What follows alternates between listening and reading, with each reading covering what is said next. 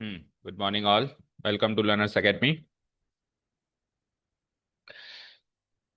So, yesterday we completed maxima minima exercise, and today we are up to miscellaneous exercise. तो miscellaneous exercise से पहले miscellaneous examples सारे के सारे important हैं, और सारे के सारे questions क्या है, varied भी है ना। उसमें बहुत सारी अच्छी अच्छी वैरायटी है, डिफरेंट टाइप ऑफ क्वेश्चंस हैं, मतलब सेम क्वेश्चंस नहीं है, हर बार नई स्टोरी है। तो आपको सारे अपने आप से देखना है, ठीक है। और कोई डाउट हो तो पूछना है, सारे के सारे इंपॉर्टेंट है, अगेन आई एम सेइंग। उससे पहले देखो, कल हम इस वाली क्वेश्चन में अटके थे। इस वाली क्वेश्चन में अटकने का कोई सवाल ही नहीं था। इसमें हमारी एक्स की वैल्यू क्या आई थी, 2/3 क्रिटिकल पॉइंट पे। 2/3 क्रिटिकल पॉइंट पे आई थी हमारी एक्स की वैल्यू, ये जो भी आई थी, है ना। उससे जो एफ एक्स की वैल्यू आ रही थी, वो आ रही थी कुछ ऐसी, 3/4 की पावर 1/3। बट आंसर था पीछे 1। ठीक है, ऐसा क्यों था, आपने ध्यान से अपन ने देखा नहीं। ये देखो, क्लोज इंटरवल है, तो क्लोज इंटरवल जब दे दे, दैट मीन्स हमसे एब्सोल्यूट मैक्सिमम वैल्यू पूछी है। और एब्सोल्यूट मैक्सिमम वैल्यू कैसे निकालते हैं, एक क्रिटिकल पॉइंट पे चेक करते हैं और एक एंड पॉइंट्स पे चेक करते हैं। तो हाँ, जब हम इनको एंड पॉइंट्स पे चेक करेंगे, f(0) और f(1), उन पे भी तो चेक करेंगे। उनमें से जो सबसे बड़ी वैल्यू होगी वो होगी एब्सोल्यूट मैक्सिमम वैल्यू। तो 0 पे चेक करेंगे तो ये हो जाएगा 1 की पावर 1/3, 1 की कोई पावर लगाए 1। और 1 पे चेक करेंगे तो भी हो जाएगा 1 की पावर 1/3, तो 1। ठीक है। तो अब इन दोनों में से बड़ी वैल्यू ये है, कल हमने कैलकुलेटर से भी चेक किया था। So answer is option number C1। तो जो हम कर रहे थे वो भी सही था, बट वो तो एक क्रिटिकल पॉइंट था, उस पे वो मैक्सिमम वैल्यू अटेन कर रहा है, लेकिन अटेन करके वापस नीचे आ रहा है, मतलब उस पे टर्निंग पॉइंट है। और उस टर्निंग पॉइंट पे ये वैल्यू है, तो उसकी तो सबसे बड़ी वैल्यू पूछी है, तो उस टर्निंग पॉइंट वाली वैल्यू और एंड पॉइंट्स वाली वैल्यू में से जो सबसे बड़ी वैल्यू होगी वो उसकी एब्सोल्यूट मैक्सिमम वैल्यू होगी। ठीक है, क्लियर। और फिर हालांकि हमने इसको दूसरे तरीके से कर दिया था, बट इस तरीके से भी करें तो ऐसे कर सकते हैं। हमको एंड पॉइंट्स पे भी चेक करना है, 0 पे और 1 पे, क्योंकि यहाँ पे इक्वल टू का साइन लगा हुआ है। ठीक है, ओके। चलो, मिसलेनियस एग्जांपल्स आप देख रहे हैं, और उसके बाद फिर अपन चलते हैं मिसलेनियस एक्सरसाइज। मिसलेनियस एक्सरसाइज में वैसे तो तीनों ही एक्सरसाइज का कॉम्बिनेशन है, दैट मीन्स तीनों ही टॉपिक्स हैं। What were the 3 topics? Rate of change, increasing decreasing, and maxima minima. But शुरू के कुछ एक क्वेश्चंस छोड़ दें, तो उसके बाद सारे के सारे क्वेश्चंस मैक्सिमा मिनिमा की, तो आप कह सकते हो कि मिसलेनियस एक्सरसाइज नहीं है, ये मैक्सिमा मिनिमा की दूसरी एक्सरसाइज है। हालांकि दूसरे क्वेश्चंस भी हैं, बट वो कम है। चलो करते हैं, right, starting from question number 1। Question number 1 again maximum minima का ही क्वेश्चन है। देखो, show that the function given by this has maximum at x equal to e. इसकी जो मैक्सिमम वैल्यू है वो x इक्वल टू ई पे है, ऐसा आपको साबित करना, राइट। तो वही है, the given function is this, वही पुराने लॉजिक्स। ठीक है, f x equal to log x divided by x, this is the given function. Now what are we going to do, differentiating both sides with respect to x, we get f dash x। हाँ जी, log x by x क्या क्या होगा इसमें, इसको differentiate करने के लिए कौन सा रूल चलेगा, क्वोशंट रूल। सो x का तो हो जाएगा स्क्वायर नीचे, log x का डेरिवेटिव नीचे वाला function as it is, minus log x as it is, x का डेरिवेटिव, x का डेरिवेटिव 1। ठीक है, x x ये गया, तो क्या बना, 1 minus log x divided by x square, that's it, ये आ गया अपने x। Now what are we going to do, हाँ हाँ, now we equate this to find the critical points, वो सारे स्टेप्स लिखने हैं इसमें भी। So it gives me 1 minus log x equal to 0, and it gives me log x equal to 1। तो बताओ जरा, लॉग एक्स अगर 1 है तो एक्स क्या होगा, हाँ, 10। कैसे, लॉग एक्स अगर 1 है तो एक्स 10 तब होगा जब ये, जब log x को आप, जब log x को आप by default log x to the power 10 मानते हो। लेकिन ऐसा बताया गया कि log x में अगर बेस नहीं गिवन हो तो आपको बेस को 10 मानना है, ऐसा गिवन है क्या कहीं, कि अगर कुछ बेस नहीं गिवन हो तो क्या बेस मानते हैं बताओ, ई मानते हैं। तो ई मानते हैं तो फिर एक्स की वैल्यू ई आएगी, 10 क्यों आएगी, 10 मानेंगे तो 10 आएगी। बट कुछ नहीं गिवन है तो 10 मानना है, ऐसा थोड़ा ना बताया। हम्म, ठीक है। log x यहाँ पे क्या आ जाएगा, और चाहो तो ऐसे भी कर सकते हो, log हटाने के लिए taking exponentials on both sides, तो e to the power log x because e to the power 1, e से log खत्म हो गया, x इक्वल टू ई। ठीक है, तो x equal two is the only critical point, उसने भी यही दे रखा है। अब इस पे लेकिन हमको साबित करना है कि मैक्सिमम है, तो उसके लिए हमको डबल डेरिवेटिव टेस्ट लगा के चेक करना पड़ेगा। ये तो केवल क्रिटिकल पॉइंट आया है, वैसे मैक्सिमम है मिनिमम तो चेक करेंगे। So now f dash f double dash x, ये है हमारा डेरिवेटिव। तो again differentiating both sides with respect to x, we get f double dash x. Hmm, तो एक्स स्क्वायर का डेरिवेटिव, ओ एक्स स्क्वायर का square, x to the power 4, 1 - log x का derivative -1/x, नीचे वाला function as it is x square, then minus, अब 1 - log x as it is, और x square का derivative, बेटा x square का, 1/x² नहीं है ये, नीचे वाले फंक्शन का derivative, it is not 1/x², it is just x square. नीचे वाले फंक्शन को अलग से सोच के उसका डेरिवेटिव करना है, इसको नीचे मानते हुए उसका डेरिवेटिव नहीं करना। तो एक्स स्क्वायर का डेरिवेटिव इज 2x। ठीक है, एक्स से एक एक्स खत्म, -x, और ये माइनस लगा दो तो -2x into 1 -2x, then -2x into minus log x is +2x log x। ठीक है, डॉट लगा दो बीच में, divided by x to the power 4, -x -2x कितना बनेगा, -3x plus 2x log x divided by x to the power 4। एक x common निकाल के नीचे वाले से काट सकते हैं, जितना सिंप्लीफाई कर सकते हैं कर देंगे। तो एक एक्स अगर हमने यहाँ पे कॉमन निकाला, लेट से इसी स्टेप में निकाल देता हूँ, अगर मैंने एक एक्स कॉमन निकाल दिया तो -3x में से एक एक्स गया तो कॉमन निकाल रहे हैं, -3x में से एक्स को कॉमन निकाला तो अंदर क्या बचा, -3, -3, और फिर प्लस इसमें से एक्स कॉमन निकाला तो क्या बचा, 2 log x। अब ये एक एक्स से ये ये कट के क्या हो गया, x³ दैट्स इट। फिर -3 plus log x divide by x³, ये इतना आ गया मेरे पास।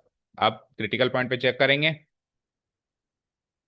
नाउ एफ डबल डैश ई, तो x की जगह ई पुट अप करो जरा, इक्वल टू कितना आता है, -3 plus log e divided by e³।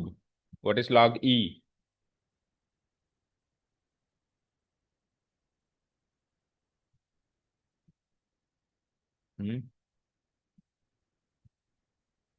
क्या बेस है यहाँ पे, e, बस सोचो log e to the base ही क्या होता है, 1। तो बेटा डायरेक्ट याद क्यों नहीं है, इतना टाइम क्यों लगता है, बेस ई मानना है, ये सोचना है इसमें। आपको कौन सिखा रहा है कि 10 बेस मानना है, कोई सिखा रहा है कैसे, आपके पूरे एनसीईआरटी या बोर्ड एग्जाम्स में बेस 10 मानना ही नहीं है। और आपको लॉग ई को डायरेक्ट याद रखना है 1, सोचना ही नहीं है। ठीक है, अब लॉग ई को अगर आपको 1 याद होता तो आप यहाँ पे भी सॉल्व कर लेते, 1 था ना, तो 1 को लॉग ई रख दिया, देखो एक्स की वैल्यू ई आ गई। तो लॉग ई को 1 याद रखो, तो उससे बहुत सारी चीजें सॉर्ट आउट होगी। ये हो गया 1, -3 + 1 -2 डिवाइडेड बाय e³। अब ई एक पॉजिटिव नंबर है, यूलर नंबर, -2 पर है, so it will be ultimately less than 0। सो अगर ये लेस देन 0 आ रहा है, that means x equal to e is the point of maxima. अब यही क्वेश्चन था हमारा, यहाँ पे वैसे क्वेश्चन सॉल्व हो चुका है।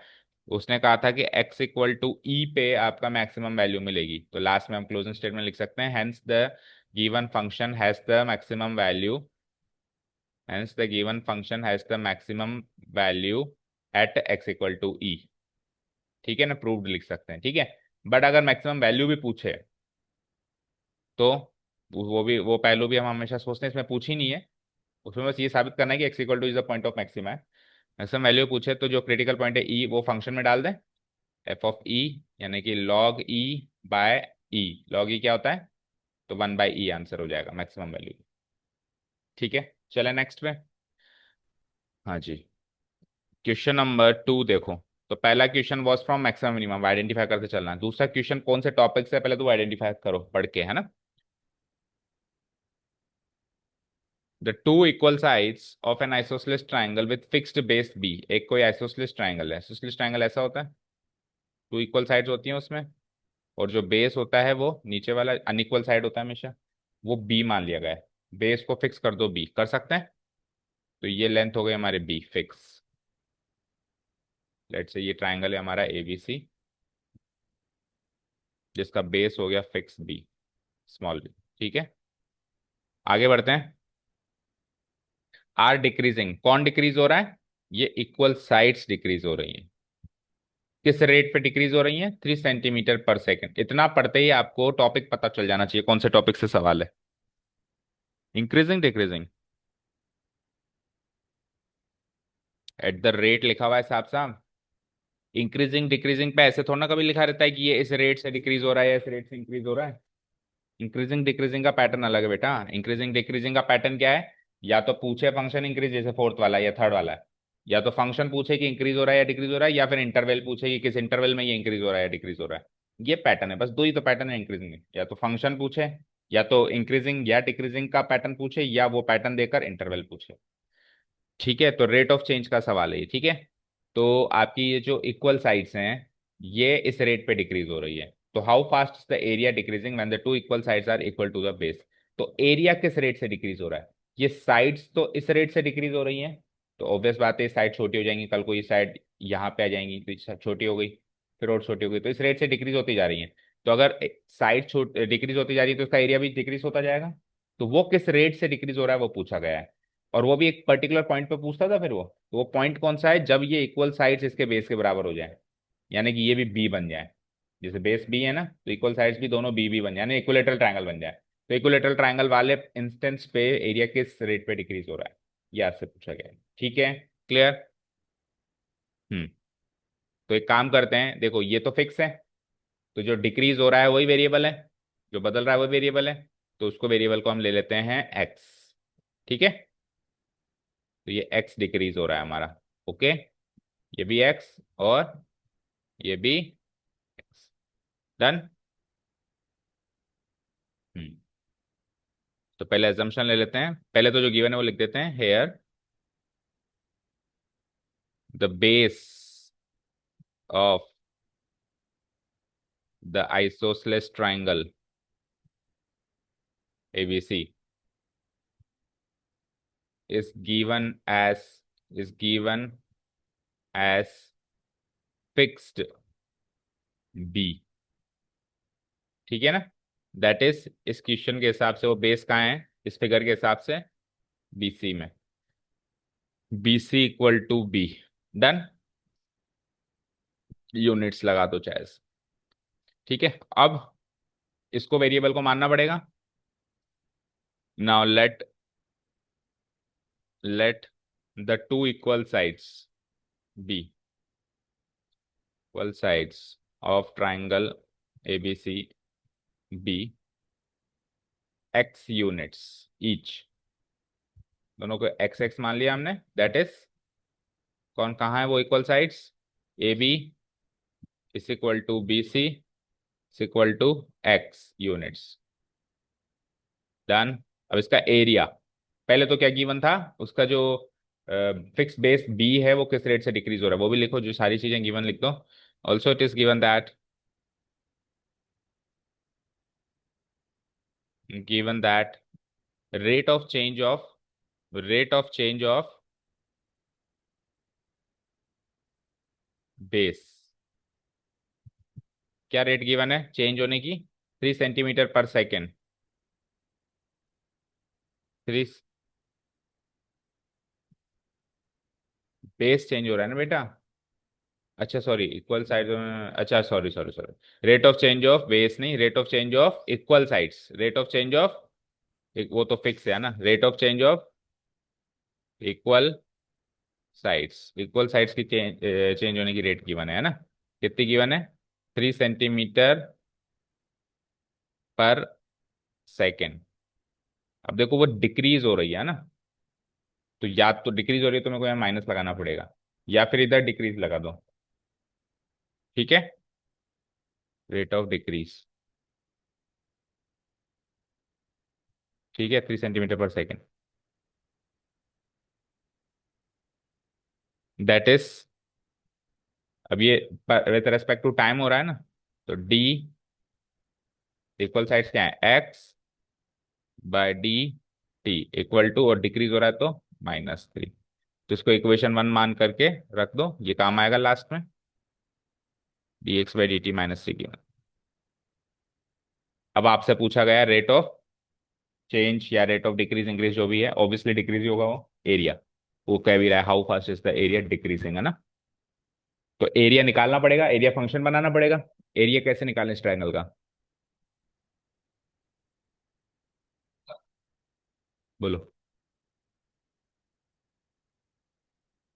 हीरोन्स फॉर्मूला से निकाल सकते हैं एक तरीका। और दूसरा तरीका, अगर मैं परपेंडिकुलर ड्रॉ कर दूं तो फिर half into base into height से भी निकाल सकते हैं। अगर मैं परपेंडिकुलर ड्रॉ करूंगा तो उस परपेंडिकुलर की डिस्टेंस निकालनी पड़ेगी आपको, हाइट निकालनी पड़ेगी। वो कैसे निकालेंगे?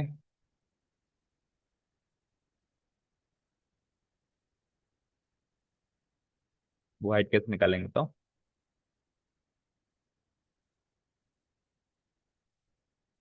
ट्रिग्नोमेट्री का यूज करके। ट्रिग्नोमेट्री के यूज करने के लिए हमारे पास एंगल होना चाहिए। अच्छा, आप ये इक्वल साइड्स हैं तो आप एंगल, आपको क्या बताइए दोनों एंगल क्या है? थीटा क्या है? ये वो थीटा क्या है? ट्रिग्नोमेट्री में आपको एंगल चाहिए होता है ना, एक एक्यूट एंगल। वो तो है ही नहीं ना। अब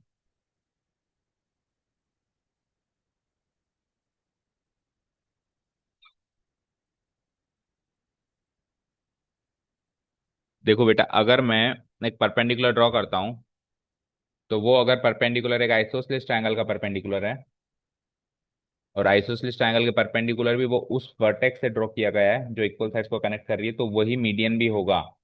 ये हमने टेंथ में सब प्रूव करके बैठे हम।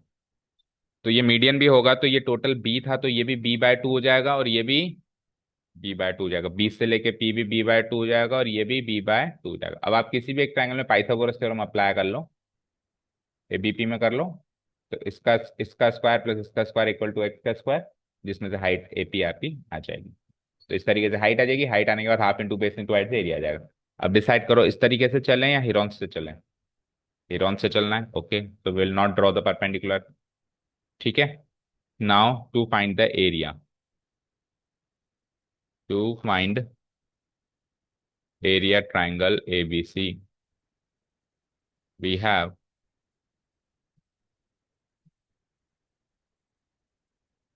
वी हैव तो तीन साइड्स हैं हमारे पास। बीसी तो ऑलरेडी बी मान चुके हैं, ठीक है। और ए बी और ए सी क्या मान चुके हैं? X units. तो क्या निकालते हैं हीरोन्स फॉर्मूला के सबसे पहले? Semi perimeter. So semi perimeter s, वो आपकी सोच है कि आप हीरोन्स फॉर्मूला से निकालेंगे या उससे निकालेंगे। उससे निकालेंगे तो उसमें पहले वो निकालना पड़ेगा, और उसके बाद, और इवन अगर उससे निकालेंगे तो आपको ये भी, अगर बड़ा क्वेश्चन है तो ये भी साबित करना पड़ेगा कि ये जो परपेंडिकुलर ड्रॉ किया है यही मीडियन है। वो साबित कैसे करेंगे? इन दोनों को कॉन्ग्रुएंट प्रूव करके। कॉन्ग्रुएंट प्रूव करके क्या हो जाएगा? टॉरस by CPCT BP equal to CP हो जाएगा। ठीक है। आपके इसमें कंफर्टेबल, कुल मिला के एरिया निकालना है ना। एस, स्मॉल एस लिखेंगे, क्या होता है? तीनों को जोड़ूं, यानी b plus x divided by two. तो b plus two x divided by two units हो गया।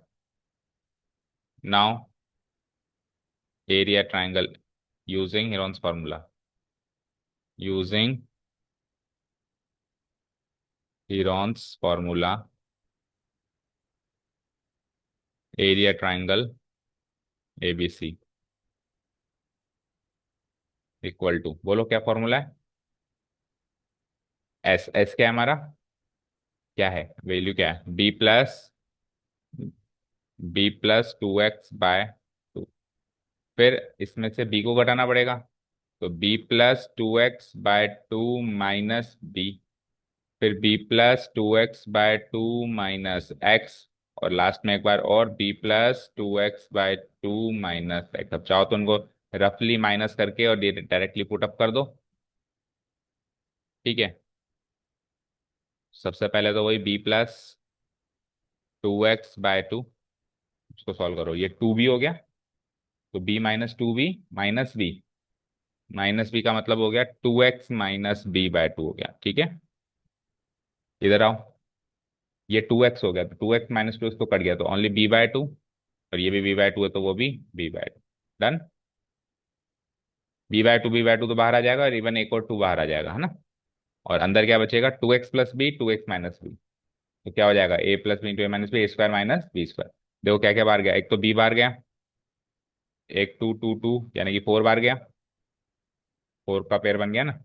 और अंदर क्या बचा, 2x - b इंटू 2x+b यानी 2x का स्क्वायर यानी 4x², और b का square b²। That's it, square units. ये आपका फाइनल एरिया आ गया।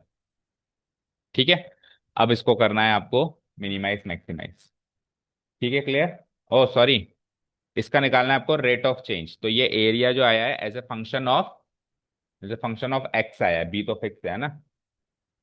सो area as a function of x क्या निकला, b/4 √4x² - b²। ठीक है, differentiating both sides with respect to t. बिल्कुल सही। क्यों, क्योंकि हमको रेट ऑफ चेंज चाहिए with respect to time. Now differentiating both sides with respect to t, we gate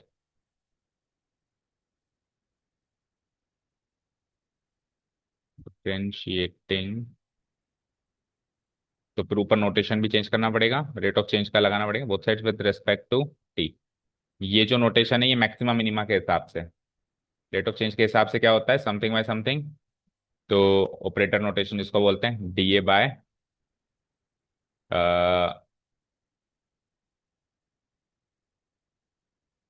इधर तो वही लगेगा ना। ये तो अभी तो अपन फंक्शन ही बना रहे हैं ना, अब लगेगा। अब जो अपन लगाएंगे तो उसमें a-x ना लिख के क्या लिखना पड़ेगा आपको, d A by, we get d A by d t. अब डीए बाई डी टी कर दिया अपन ने यहाँ पे। बी बी क्या था, कांस्टेंट, तो b/4 भी रहेगा कांस्टेंट। ठीक है, इनटू इसका करेंगे तो 1/2 रूट, इसमें x वेरिएबल है ना। और चेन रूल से फिर 4x² - b² का करेंगे तो 8x। b² तो कांस्टेंट है, 0 हो जाएगा इसका। ठीक है, लेकिन ये तो अपन ने किया विद रेस्पेक्ट टू एक्स। अब एक्स का भी तो करोगे चेन रूल से विद रेस्पेक्ट टू टी, तो dx/dt हो रहेगा। क्योंकि एरिया फंक्शन है एक्स का और हम कर रहे हैं टी के रिस्पेक्ट में, तो पहले तो एक्स के रिस्पेक्ट में कर दो और फिर एक्स को टी के रिस्पेक्ट में कर दो। चेन रूल यही सीखा है हमने। नाउ व्हाट, 4 2 8 तो एज इट इज गया, डन। क्या बनाइए, bx/√4x² - b² इंटू dx/dt। और dx/dt की वैल्यू हमारे पास इक्वेशन 1 में गिवन है ना, टी डिक्रीज हो रहा है इस रेट से, -3 इंटू -3। यहाँ पे डाल देंगे फ्रॉम इक्वेशन फर्स्ट। ठीक है, इसको सॉल्व कर देंगे फर्दर, तो it is -3bx divided by √4x²। तो ये rate of change of area आ चुका है, बट उसने क्या कहा था, rate of change of area भी एक पॉइंट पे चाहिए जब दोनों साइड्स इक्वल हो बेस के, दैट मीन एक्स इक्वल हो बी पे।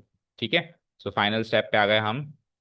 Now rate of change of area, rate of change of area when the equal sides are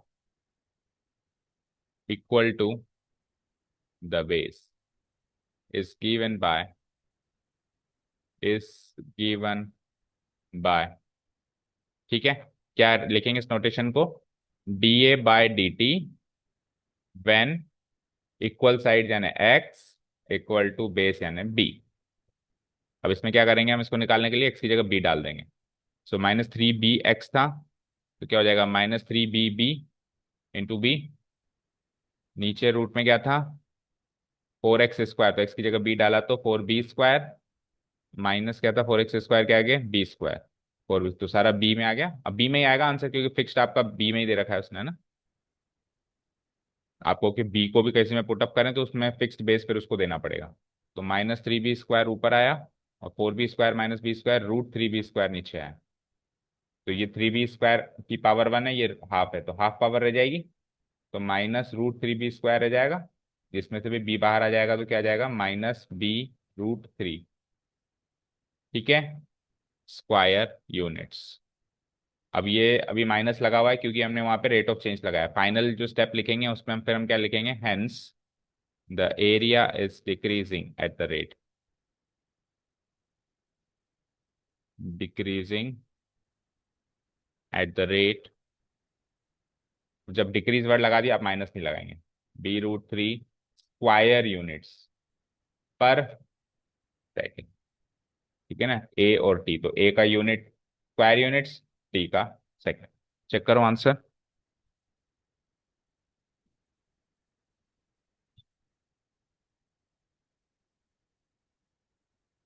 ठीक है, तो ये हमारा रेट ऑफ चेंज का भी एक सवाल आ गया, तो वो भी रिवाइज हो गई एक्सरसाइज। चलते हैं थर्ड पे। अब थर्ड आपका सेकेंड एक्सरसाइज से दिख रहा है, थर्ड एंड फोर्थ दो क्वेश्चन, इंक्रीजिंग एंड डिक्रीजिंग के दोनों क्वेश्चन आ गए। करते हैं फटाफट। फाइंड द इंटरवल्स, इंटरवल्स चाहिए। गिवन फंक्शन क्या है बोलो। ये the given function is this.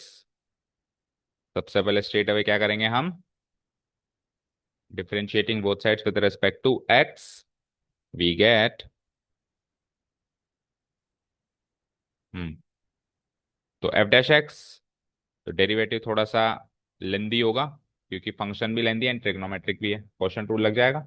अब सीधे सीधे स्ट्रेट डायरेक्ट क्वेश्चन आ गया कि इंक्रीजिंग डिक्रीजिंग का इंटरवल निकाल दो, तो ऑब्वियस बात है क्वेश्चन उलझा हुआ नहीं है, क्वेश्चन इजी है तो फिर लेंदी होगा। और क्वेश्चन अगर ट्रिकी है तो फिर लिखने में लेंदी नहीं होगा। दोनों में से एक डिफिकल्टी लेवल तो वो देगा क्योंकि चल रही है मिसलेनियस एक्सरसाइज। तो ऊपर वाले फंक्शन का डेरिवेटिव करो, 4 sin x minus 2x minus x cos x. करो 4 sin x का 4 cos x, माइनस 2x का माइनस, अब एक्स कोस एक्स में अगेन लगेगा प्रोडक्ट रूल। एक्स का डेरिवेटिव माइनस है तो मैं ब्रैकेट लगा देता हूँ, एक्स का derivative 1 cos x as it is, x as it is, और cos x का डेरिवेटिव -sin x। तो इधर -sin x लगेगा तो इधर प्लस की जगह माइनस लगा देते हैं।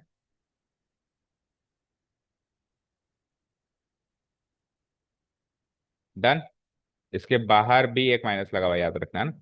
ये तो केवल ऊपर का डेरिवेटिव हुआ है, अभी ब्रैकेट लगाओ। इस डेरिवेटिव को पूरे को नीचे वाले 2 + cos x से मल्टीप्लाई करना पड़ेगा। बस यहाँ पे यही इंपॉर्टेंट है इस क्वेश्चन में कि आप डेरिवेटिव गलत तो नहीं कर रहे हो। ठीक है, क्योंकि क्वेश्चन के अंदर प्रोडक्ट रूल है। ठीक है, then we will put a minus sign. उसके बाद अब ऊपर वाला फंक्शन एज इट इज लिख देते हैं, क्या है, 4 sin x -2x minus x cos x. अब इस पूरे को मल्टीप्लाई करना है नीचे वाले के डेरिवेटिव से, 2 + cos x का डेरिवेटिव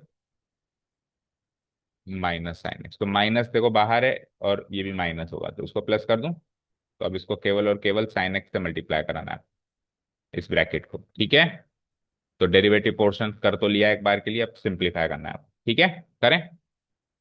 हम्म तो पहले देखो अंदर से अंदर करेंगे फिर 2 + cos x से मल्टीप्लाई करेंगे, तो अंदर से अंदर इधर ही कर दें। ये देखो ब्रैकेट खोलेंगे, -cos x हो जाएगा, 1 × cos x -cos x हो जाएगा, और फिर minus minus plus x sine x हो जाएगा।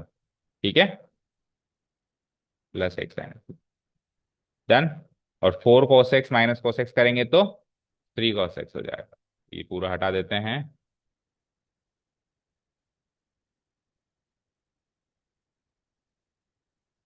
यहाँ पे प्लस था ना, चलो अब मल्टीप्लाई कर दें। 3 cos x × 2 6 cos x, 3 cos x × cos x, x square या स्क्वायर एक्स स्क्वायर अलग होता है, -2 × 2 -2 × cos x -2 cos x।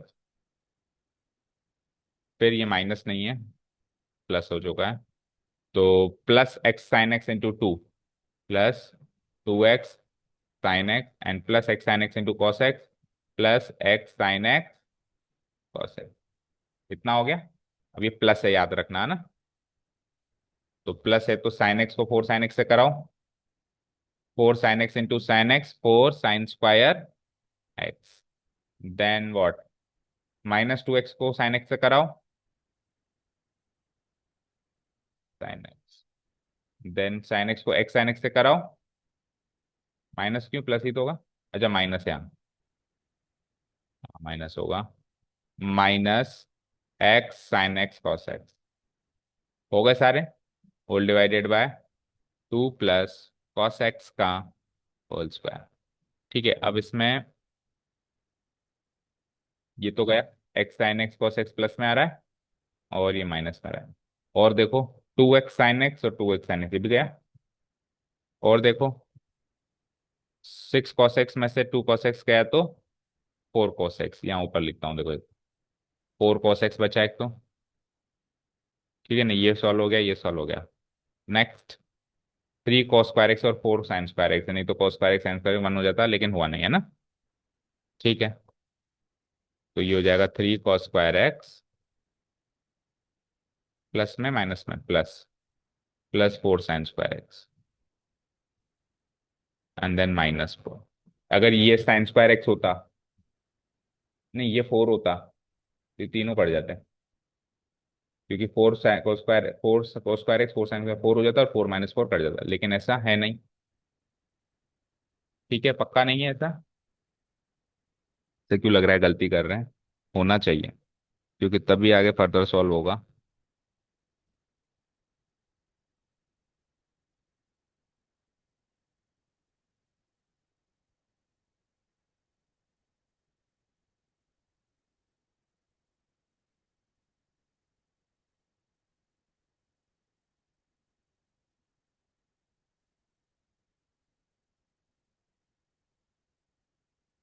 4 cos x -2, फिर x cos x का डेरिवेटिव क्या किया था अपन ने? 1 × cos x यानी cos x, plus cos x का -sin x, तो -x sin x। ठीक है, ये तो इस पार्ट का डेरिवेटिव किया था। फिर 4 cos x ऊपर लिखा था, -2, एंड देन फिर minus, 4 cos x -2 -cos x, 4 cos x में से 1 cos x गया तो 3 cos x ही बचेगा, -2 बचेगा, और x साइन सही है ये तो। नीचे वाले से मल्टीप्लाई करेंगे, 2 + cos x, तो 2 × 3 cos x 6 cos x, फिर 3 cos स्क्वायर x, फिर -4, -2 cos x, 2x sin x, और x sin x cos x, सही है तो, है ना। नेक्स्ट पार्ट सही किया है क्या? नेक्स्ट पार्ट में क्या किया हमने? 4 sin x -2x -x cos x multiplied by नीचे वाले फंक्शन का डेरिवेटिव, जो कि होता है -sin x, तो +sin x हो गया। तो ये हो जाएगा 4 sin square x, then -2x sin x, then -x sin x, सही है ना।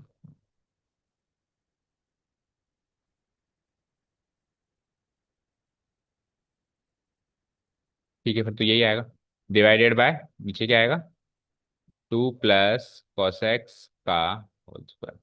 ओके, ये फाइनली मेरा f' आया। नेक्स्ट पेज पे लिख देते हैं, f' इक्वल टू, बोलना फिर से, 4 cos x plus 3 cos square x. अब एक काम करते हैं अभी, देखो है ना, 3 cos square x plus 4 sin square x, फिर क्या है? -4, और डिवाइडेड बाय नीचे क्या है? 2 + cos x का होल स्क्वायर। अब देखो, वैसे तो अगर केवल सिंप्लीफाई करने की बात होती तो मान लो किसी ने कहा इसका डेरिवेटिव निकालो, तो डेरिवेटिव निकाल के छोड़ के आ जाते हैं, लेकिन डेरिवेटिव निकालने के आगे का भी काम है, क्या? उसको जीरो से इक्वेट करना है एंड ऑल दैट। तो जब हमको उसको जीरो से इक्वेट करना होगा, तो चलो नीचे वाला तो जीरो बन जाएगा ना, इसको तो जीरो से इक्वेट करेंगे तो ये तो मल्टीप्लाई होकर जीरो हो जाएगा, लेकिन ऊपर वाले फंक्शन में से cos x या sin x और फिर उससे x निकालना बड़ा मुश्किल है, हेक्टिक टास्क है।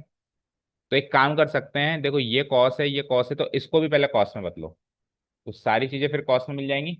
वहां से फिर भी थोड़े से हिंट्स मिल सकते हैं इसको सॉल्व करने के, ठीक है। तो क्या करते हैं अपन, इस f' को थोड़ा सा बदलते हैं, 4 cos x, 3 cos square x,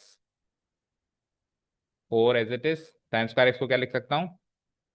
cos square x -4 divided by 2 + cos x का होल स्क्वायर। अब चलो, 4 cos x, 3 cos square x, ये देखो +4 -4 तो कट गया, ये 4 बन गया, 4 -4 तो कट गया, और 3 cos स्क्वायर एक्स में से एक cos स्क्वायर एक्स गया, तो 3 cos स्क्वायर में से एक cos स्क्वायर एक्स आएगा, तो 2 cos स्क्वायर एक्स बचेगा।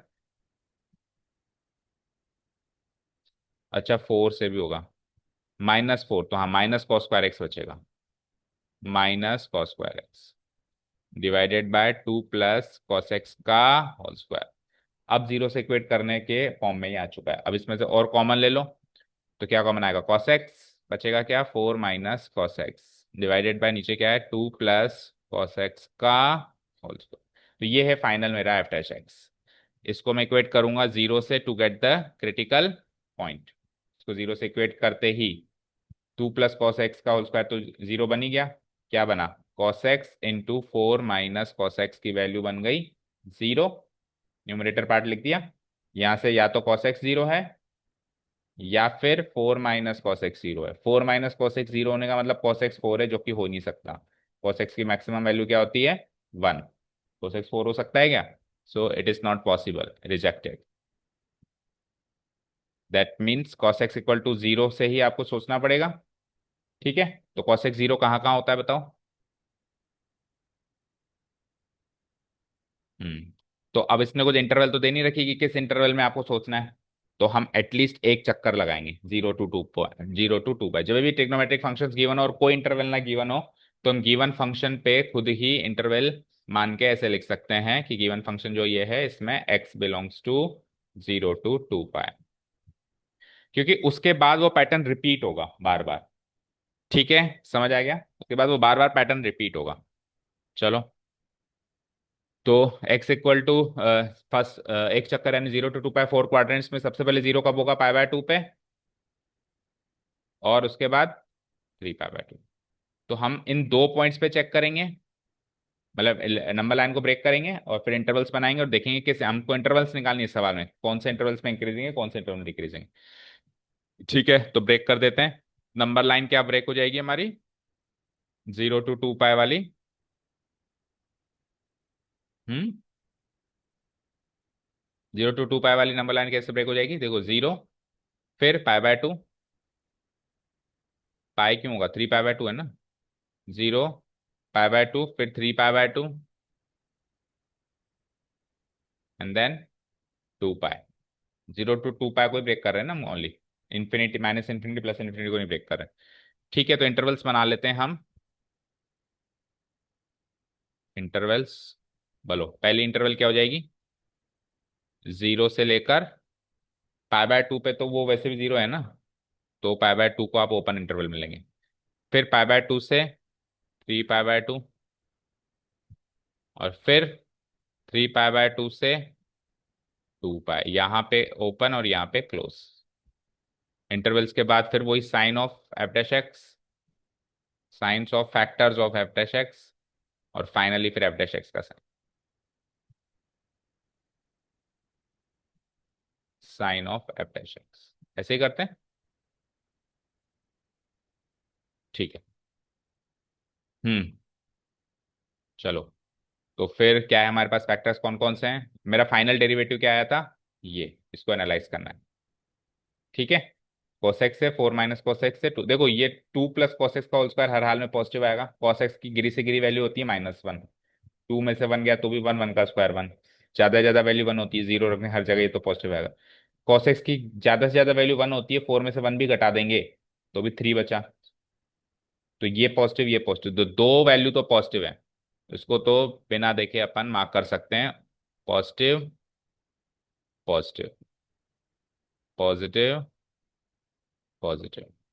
ठीक है, एंड पॉजिटिव एंड पॉजिटिव। ठीक है, अब केवल एक cos x डिसाइडिंग फैक्टर है हमारा। ठीक है, तो cos x में एक एक पॉइंट डाल के देख लो, दैट्स इट। हाँ, तो cos x बताओ, 0 to पाई बाय 2 में cos x positive first quadrant में, फिर पाई बाय 2 से 3 पाई बाय 2, सेकेंड और थर्ड क्वाड्रेंट शामिल हो गया इसमें, सेकेंड और थर्ड क्वाड्रेंट दोनों में नेगेटिव, और फिर फोर्थ क्वाड्रेंट में अगेन पॉजिटिव। तो फाइनली क्या आएगा, पॉजिटिव पॉजिटिव पॉजिटिव यानी कि पॉजिटिव, पॉजिटिव यानी कि negative, and positive positive positive again यानी कि पॉजिटिव। तो इंक्रीजिंग कौन से इंटरवल में है, इन दोनों में। ठीक है, इसमें इंक्रीजिंग, इसमें डिक्रीजिंग, और इसमें अगेन इंक्रीजिंग। तो अब सवाल नंबर 1 शुरू होता है। सवाल है कि in which interval it is increasing. ठीक है ना, तो here F dash X is positive यानी greater than zero in which interval बताओ। जीरो से लेकर पाई/2, फिर फोर्थ वाली आ जाएगी यूनियन। पाई/2 नहीं लेंगे इसमें, पाई/2 लेंगे क्या बताओ, क्लोज लेंगे क्या, जीरो हो जाएगा तो। स्ट्रिक्टली वर्ड लगा हुआ है क्या, तो फिर लगा सकते हैं ना हम भी। स्ट्रिक्टली वर्ड और इक्वालिटी का होता है ना, अगर एक भी वो, उसने स्ट्रिक्टली इंक्रीजिंग नहीं पूछा, स्ट्रिक्टली इंक्रीजिंग पूछता तो हम उसको जीरो नहीं कर सकते थे, लेकिन अब हम इसको जीरो कर सकते हैं। ठीक है, यूनियन और फिर 3 पाई/2 से 2 पाई, इस पे स्ट्रिक्टली इंक्रीजिंग है। So the given function is just increasing not strictly increasing, is increasing in, ये वाली same to same interval copy paste कर देंगे। ठीक है, और फिर सेकंड क्वेश्चन के लिए आएंगे जब डिक्रीजिंग के लिए, तो लेस देन जीरो कब कब है वो चेक करेंगे, एक ही इंटरवल में है, और उसमें भी हम ओपन इंटरवल ले सकते हैं और क्लोज इंटरवल ले सकते हैं क्योंकि स्ट्रिक्टली वर्ड नहीं लगा हुआ है। ठीक है, ये हो गया हमारा इस सवाल कंप्लीट। डन। अगला अगेन इंक्रीजिंग डिक्रीजिंग का है, फटाफट से देखो उसको भी। अब ट्रिग्नोमेट्रिक भी नहीं है तो और आसान लगेगा ना। f(x) = दिस x³ + 1/x³, तो f'(x) निकालो क्विकली। इसमें याद रखना एक्स की वैल्यू जीरो नहीं हो सकती, साफ साफ गिवन है, तो इंटरवल में एक्स की वैल्यू जीरो हटानी पड़ेगी जो भी इंटरवल बनेगी। x³ का डेरिवेटिव और 1/x³ का -4 नहीं, जो यहाँ नंबर लगा हुआ है, और नीचे वो एक नंबर बढ़ा दो, क्यूब का 4 कर दो, जो यहाँ नंबर लगा हुआ है वो नेगेटिव लगा के ऊपर लगाओ। ठीक है, इसको ये हो गया फाइनल डेरिवेटिव। इसको इक्वेट कर दें, इसको पहले फैक्टराइज करें, तो x⁴ एलसीएम 3x⁴ 2 और 4 6 हो गया, -3, 3 कॉमन निकाल लें तो x⁴ 6 -1 बचता है। ठीक है, x⁴ दैट्स इट, ये आ गया फाइनल डेरिवेटिव। इक्वेट कर दें जीरो से, ब्रेक इवन पॉइंट या फिर वो क्रिटिकल पॉइंट जो भी, वो निकालने के लिए। अब देखो x⁴ उधर जाके जीरो बन जाएगा, 3 से डिवाइड होकर वो जीरो बन जाएगा, तो केवल न्यूमरेटर पार्ट ले लें। इम्प्लाइज क्या बचा, x⁴ 6 -1 = 0। यहाँ से x⁴ की वैल्यू 1 आ गई, तो x की वैल्यू क्या आ जाएगी बताओ, √1। ठीक है, 1/6 बताओ। जब भी यहाँ पे इवन आएगा तो प्लस और माइनस आएगा, ऑड आएगा तो एक ही साइन आएगा, अंदर प्लस तो अंदर प्लस, अंदर अगर माइनस तो अंदर माइनस। कब, ऑड पावर में, जैसे क्यूब रूट निकालते हैं तो एक ही आता है, लेकिन जब स्क्वायर रूट निकालते हैं तो इवन आता है ना। जब जब इवन आएगा तो हमको दोनों वैल्यू लगानी है, क्योंकि -1 की पावर भी 6 भी 1 देगा, और +1 की पावर 6 भी 1 देगा। तो दो हमारे पॉइंट्स हैं जिसपे ब्रेक करना है, और नंबर लाइन रियल नंबर है सारी। ठीक है, तो उधर ही ब्रेक करते हैं, देखो इसको ले लेते हैं हम -∞, ये एरो को ले लेते हैं -∞, इसको ले लेते हैं +∞। पहले लगाएंगे -1, फिर लगाएंगे +1। ओके, और फैक्ट इंटरवल बताओ क्या बनेगी, इन -∞ to -1। ठीक है, देन -1 +1 है नहीं, -1 to +1, एंड देन 1 से लेके +∞। ठीक है, अब फैक्टर्स के साइन देखो। तो फाइनल डेरिवेटिव क्या आया था, इक्वेट करने से पहले, जीरो से इक्वेट करने से पहले, ये वाला, नहीं ये तो पिछले सवाल है, ये वाला। तो देखो 3 पॉजिटिव है, और किसी की भी पावर 4 लगाओ वो पॉजिटिव ही आएगा, तो पॉजिटिव डिवाइड बाय पॉजिटिव होगी। एक्स्ट्रा पाइप, आपका वाला पाइप काफी लंबा है, ले जाओ।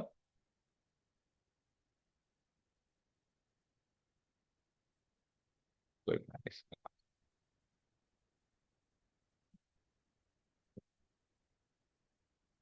हम्म पॉजिटिव डिवाइडेड बाय पॉजिटिव कर देते हैं इसको,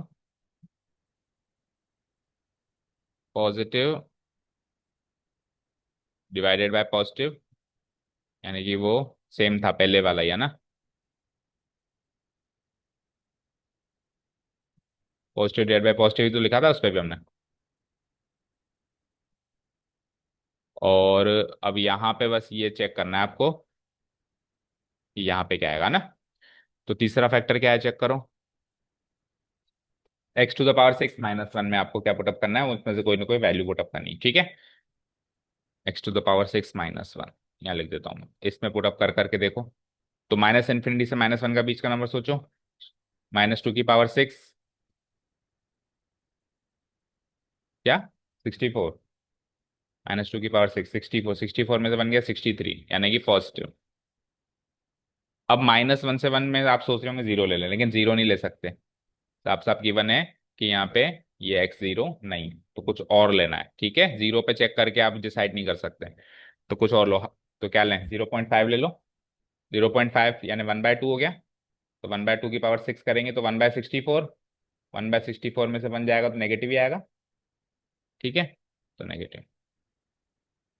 और 1 से लेकर इन्फिनिटी 2⁶ यानी वो 64 - 1 पॉजिटिव। तो सेम पहले वाले आंसर्स आए हमारे पास, पॉजिटिव नेगेटिव पॉजिटिव। तो इंक्रीजिंग डिक्रीजिंग का पिछली बार की तरह कर दो। तो क्या हो जाएगा, इंक्रीजिंग का आंसर क्या हो जाएगा। अगेन स्ट्रिक्टली वर्ड तो लगा हुआ है नहीं, बट इसमें देखो जीरो हटाना पड़ेगा ना, तो वो उसके हिसाब से। इंक्रीजिंग में तो खैर कोई पंगा नहीं है, डिक्रीजिंग में। तो इंक्रीजिंग का आंसर क्या आ जाएगा बताओ। -∞ से -1, इसमें ये ले सकते हैं हम। यूनियन 1 से फिर 1 भी ले सकते हैं, इन्फिनिटी, ठीक है। ओके। और इसमें हम ऐसे भी लिख सकते हैं कि x जो है <> एंड x जो है, सॉरी, <> नहीं, <> है ना, और 1 से बड़ा है। <> एंड x इज >= 1, ऐसे भी लिख सकते हैं ना, दोनों तरीके हैं। और डिक्रीजिंग के लिए क्या करेंगे, डिक्रीजिंग में आ जाएगा हमारा, बोलो। -1 से 1 है लेकिन जीरो तो है नहीं उसमें, तो फिर कैसे लिखेंगे। -1 से 1 -0, ये डिक्रीजिंग हो जाएगा, ठीक है। क्लियर। तो इंक्रीजिंग डिक्रीजिंग की भी हो गई रिवीजन, इस तरीके से करना है। नेक्स्ट क्वेश्चन देखो क्या है अगला। अब यहां से हमारे मैक्सिमा मिनिमा के सवाल शुरू होते हैं वापस से, ठीक है। चलो, तो यहां से फिर हम कल ही करेंगे। अब ये अगली पूरी एक्सरसाइज हमारी मैक्सिमा मिनिमा की ही मानो टोटल, ठीक है। यहां से लेके नेक्स्ट कोई भी क्वेश्चन मुझे लिख नहीं रहा जो मैक्सिमम मिनिमा का नहीं है। सारे क्वेश्चन मैक्सिमम मिनिमा के ही, और सारे क्वेश्चन जो हैं अगेन डिफरेंट डिफरेंट स्टोरीज के, ठीक है। Okay, thank you so much for listening to us, have a nice day, keep learning.